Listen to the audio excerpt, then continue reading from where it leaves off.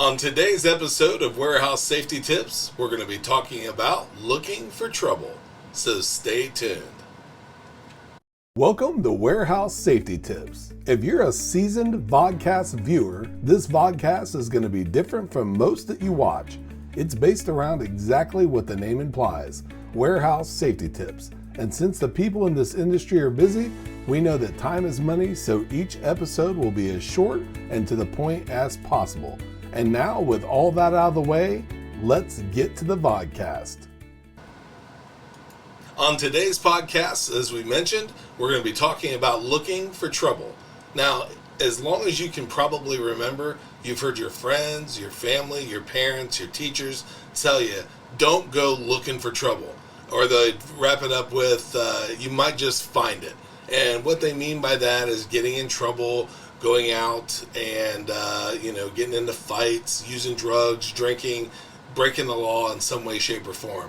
But when it applies to factories, warehouses, or any facility that is going to be safety-minded, what you do when you go looking for trouble is you're trying to go and eliminate something before it happens.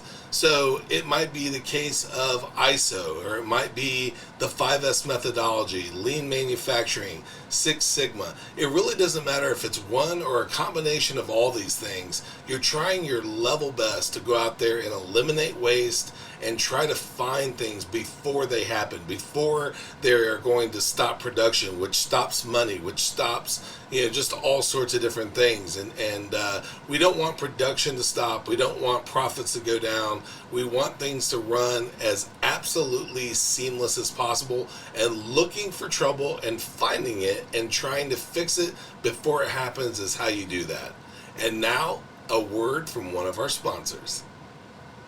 You want an organized workspace. You want a safe and efficient way to lay out your shop or warehouse. But it takes forever to mask and paint the floor lines, only to watch them fade and smear and have to do it all over again. The solution? Mighty Line Tape. Mighty Line floor tape is simply the most durable floor tape available. It's 7 times thicker than most other floor tapes. It's beveled on the edges so it can handle an army of forklifts. And it comes up anytime with no scraping and no residue. Why mess with the mess and the fumes of floor paint when Mighty Line has the rolls, shapes, colors, and signs that fall right in line with 5S standards? There's a place for everything, and everything has its place. That's why we're here.